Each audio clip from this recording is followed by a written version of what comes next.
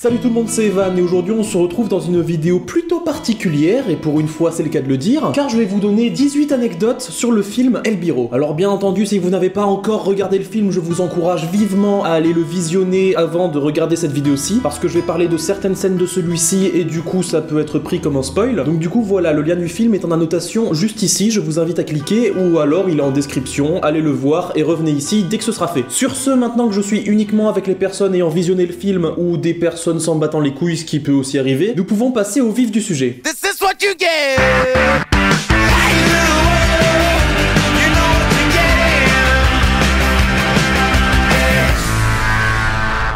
La toute première scène du film où nous réalisons un combat a été réalisée 2 fois. Sur le rendu final, c'est un combat contre une seule personne, alors que de base, je devais me battre contre 5. On avait fait un tout premier tournage de cette scène de combat où je me battais contre 2 personnes, et il s'est avéré que le tournage était un petit désastre, parce que j'ai eu les yeux plus gros que le ventre. Au départ, j'ai voulu faire cette scène d'action en plan séquence, c'est-à-dire qu'il n'y aurait eu aucune coupure, et que tout se serait enchaîné de manière fluide, avec une caméra un petit peu flottante qui tourne autour des acteurs pendant qu'ils se battent, et voilà, il n'y aurait eu aucune coupure, à part des coupures que j'aurais rajoutées au montage pour qu'elles soient quasiment invisibles. Par exemple, quand il y a un mouvement de caméra, je peux faire un raccord entre les 2 plans, etc. pour que tout reste fluide. Mais faire un plan séquence sur cette scène de combat, à notre niveau, c'était quasiment impossible. On a tenté de le faire, on a tourné toute la séquence, et même la scène de combat qu'on avait tournée était totalement inexploitable. Si je passais outre le côté plan séquence et que je me disais ouais, je vais quand même couper de à droite à gauche pour que ça fasse une scène de combat dynamique et qu'on n'ait pas à la retourner, c'était tout simplement pas faisable avec ce qu'on avait fait sur le vif. J'ai préféré la retourner et au final je pense que c'est bien mieux comme ça parce que la scène d'action est beaucoup plus corporelle et beaucoup mieux chorégraphiée que ce qu'elle aurait dû être à la base. Ça s'explique principalement par le fait que je me suis inspiré d'une scène de combat qui était présente dans les vidéos de Film Rio. D'ailleurs si vous ne connaissez pas, je vous invite à aller visionner leur chaîne. Surtout si vous faites vous-même de la fiction, je pense que ça peut grave vous aider et vous apprendre des choses.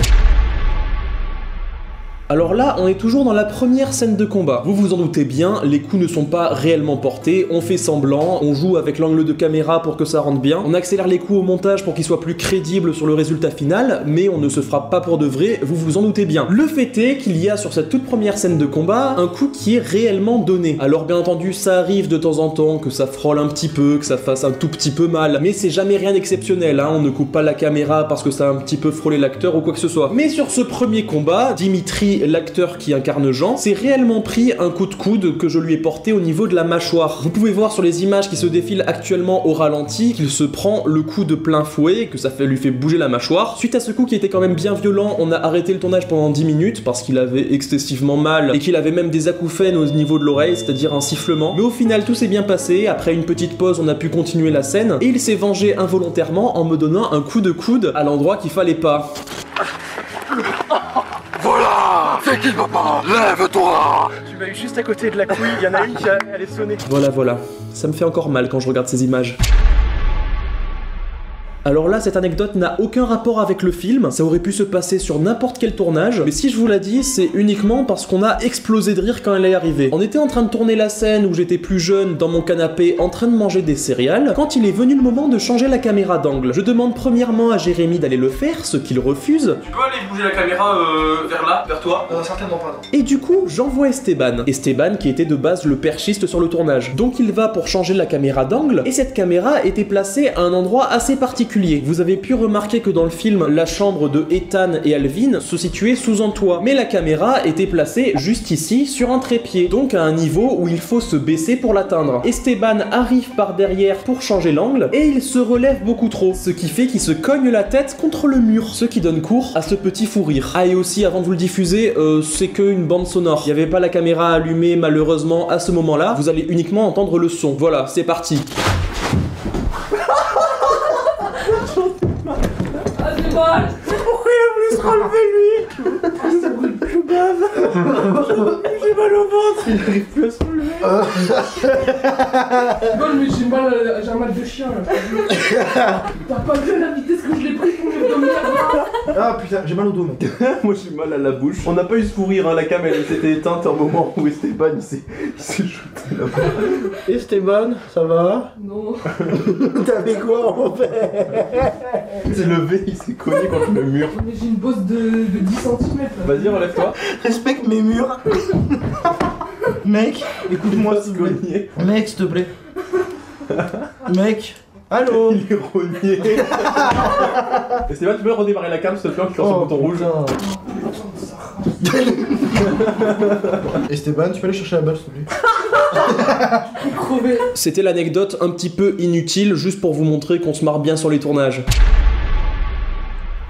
Là, je vais vous parler de la séquence où je me fais pisser dessus. J'aurais jamais cru dire ça de ma vie. Comme vous avez pu le remarquer, dans une scène, je me fais tabasser et martyriser au sol par deux personnes nommées Florian et Alexandre. À la base, ce qui était prévu, c'était uniquement Ethan qui se prenait des coups de pied et rien de plus. Mais étant allé acheter une boisson juste avant, on s'est dit qu'on pourrait rajouter un petit plus cocasse. Le fait que je me fasse pisser dessus. Et si on a eu cette idée, c'est parce que la boisson qu'on avait achetée était totalement jaune. Je sais plus exactement ce que c'était, mais c'était un petit peu jauni. Et on s'est dit que ça pourrait faire un truc un petit peu fun, et du coup je me suis fait pisser dessus par une bouteille. Et ce qui est con, c'est qu'au montage on dirait totalement que c'est de l'eau. Voilà, mais on voit pas du tout que la boisson est jaune. Donc au lieu de me prendre ce soda bourré de sucre qui avait mis mes cheveux dans un état pas possible, on aurait tout simplement pu mettre de l'eau avec du colorant jaune. Ça aurait beaucoup mieux rendu, et j'aurais pas eu à avoir les cheveux pégueux pendant toute l'après-midi de tournage. Mais voilà, c'est les risques du métier.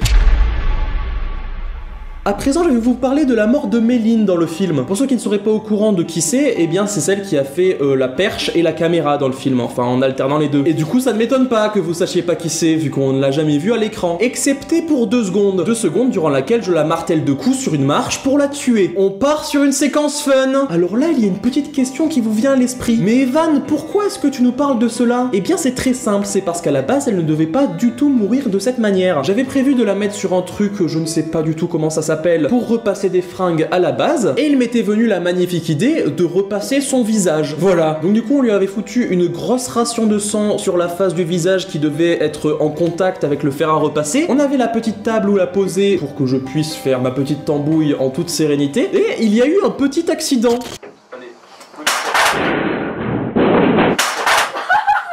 Non, c'est une blague. Voilà, la table s'est totalement pétée. Et c'est suite à cette casse qu'on s'est dit qu'on allait la tuer d'une autre manière. Autrement dit, la manière dont elle crève dans le film. Et d'ailleurs, sur certains plans que je n'ai pas mis, on voyait qu'elle avait une grosse trace rouge sur le visage. Et c'est d'ailleurs pour ça que j'ai pas mis ces plans. Le film était déjà assez truffé de faux raccords, j'allais pas en mettre des supplémentaires.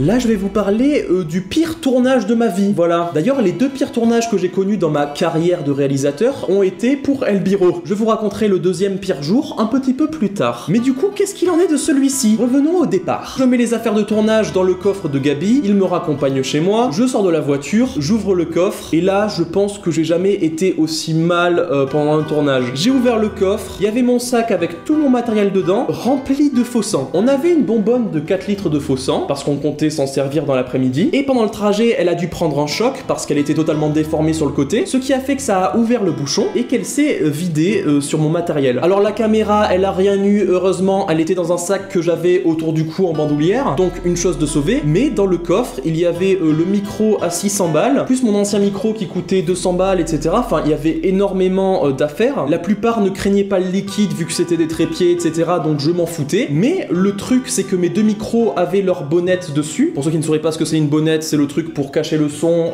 enfin c'est un truc en mousse donc qui absorbe tous les produits liquides, et ces bonnettes étaient totalement imprégnées de faux sang. Les micros l'étaient également, donc je me suis dit ok, le film je pourrais jamais le finir, j'ai pété mes micros. Je suis rentré chez moi, je me suis dit on va tester les micros, on reste calme. C'est ce que j'ai fait, j'ai pris le câble, je l'ai branché, je mets mes écouteurs, j'entends rien. Ok ça va, c'est mon ancien micro à 200 balles, on s'en sert plus, lui c'est pas grave s'il est mort. Je fais pareil avec le nouveau, celui à 600 €, et toujours pas de son. C'était le silence le plus plat que j'ai jamais entendu de ma vie. Et là, je me suis pas senti bien du tout. J'étais énervé et à 2 doigts de fondre en larmes, ce que je n'ai pas fait parce que je suis quand même un sacré bonhomme. Mais voilà, dans ma tête, je venais de perdre plus de 1000 balles et mon film allait pas pouvoir se finir. Je me suis dit, c'est peut-être un problème dû au câble qui aurait pris le sang et qui du coup marcherait plus. Donc du coup, j'ai appelé mon grand-père, je lui ai dit, est-ce que tu peux me mener dans un magasin genre Darty ou quoi pour voir s'ils ont des câbles XLR? Câbles XLR qui sont des câbles qui se trouvent pas à tous les coins de rue. On est parti à la recherche du câble, on a fait plusieurs magasins, on est allé à droite, à gauche, on s'est fait chier, on n'en a pas trouvé. Je suis rentré chez moi, j'en ai commandé un, je l'ai reçu 2 jours plus tard, j'ai testé mes micros, ça marchait toujours pas. J'appelle mon oncle qui dans le film incarne Bruce, je lui explique les trucs, je lui dis ouais, il y a le sang, il s'est imprégné des micros, j'ai beau les avoir nettoyés, etc. ça marche plus, je sais pas si on pourra finir le tournage, etc.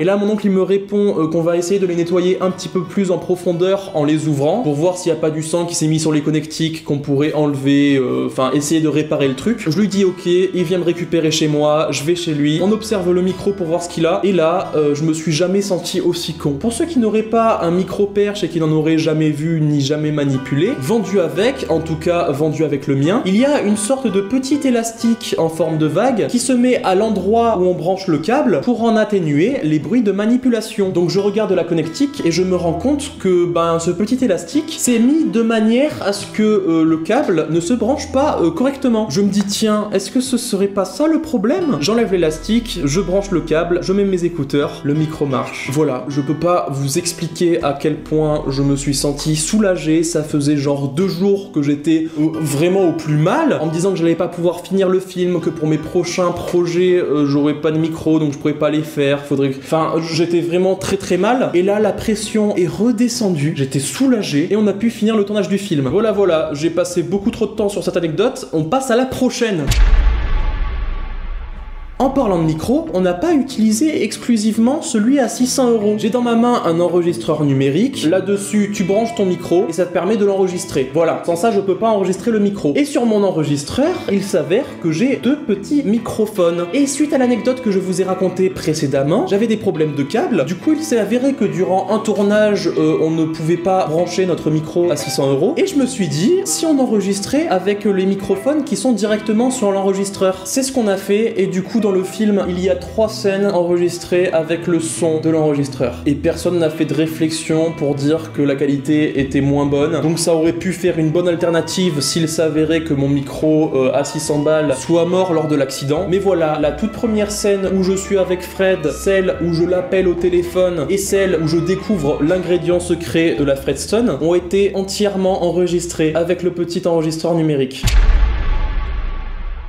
Pour cette anecdote, on est encore une fois dans le son. Promis, après j'arrête. Pour ceux qui ne sauraient pas, nous avons un petit caméo dans le film, qui est le caméo de Téliac, alias Romain, le compositeur de musique du film, qui incarne la victime involontaire, si je puis dire comme ça, celle que je vais tuer en pensant que c'est une autre personne, etc. Vous voyez qui c'est. Et bien ce qu'il faut se dire, c'est que quand on est arrivé sur le tournage, on n'avait pas assez de batterie pour l'enregistreur, justement. L'enregistreur numérique qui nous permet de capter le son avec le micro. On avait genre une barre de batterie sur 3. C'est excessivement peu. On avait genre 4 heures à tourner, ça aurait jamais tenu. Donc on s'est dit, bon, on enregistre avec le son de la caméra, et quand tout sera filmé, on prendra le micro, et on utilisera la dernière barre de batterie restante pour enregistrer les voix off. Donc du coup, toute la séquence où je tue Romain est entièrement du doublage. Et croyez-moi, quand on sait que c'est du doublage, ça s'entend excessivement. Parce que tous les bruitages qu'il y a, c'est moi qui ai dû les rajouter au montage. Donc voilà, ce qu'il faut en tirer comme leçon, c'est toujours prévoir des piles putain.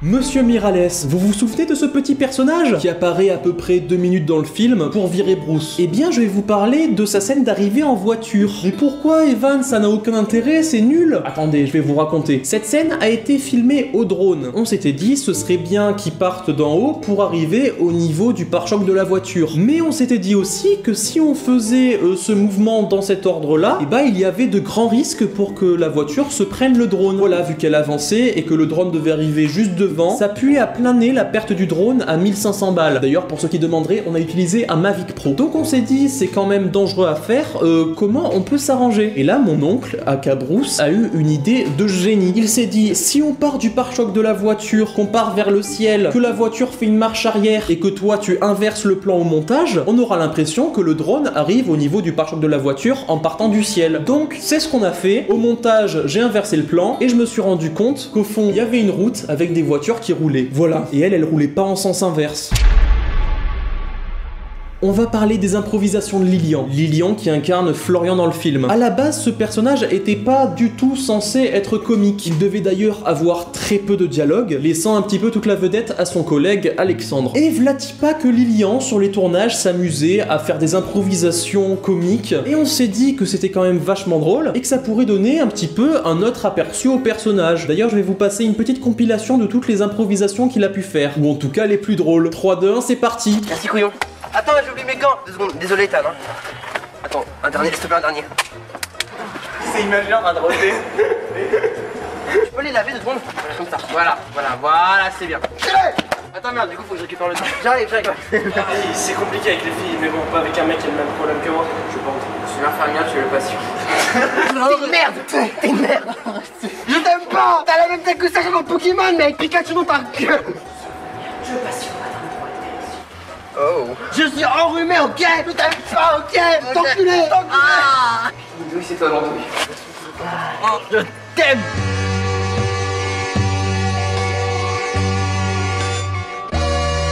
Romantique comme un acteur porno qui ne quitte pas son alliance. Aux innocents des moignons, je n'ai rien à dire pour ma défense. Ensemble c'est différent, tu n'y crois plus car c'est mal joué. Comme tous ces courts métrages qui passent la nuit à la télé.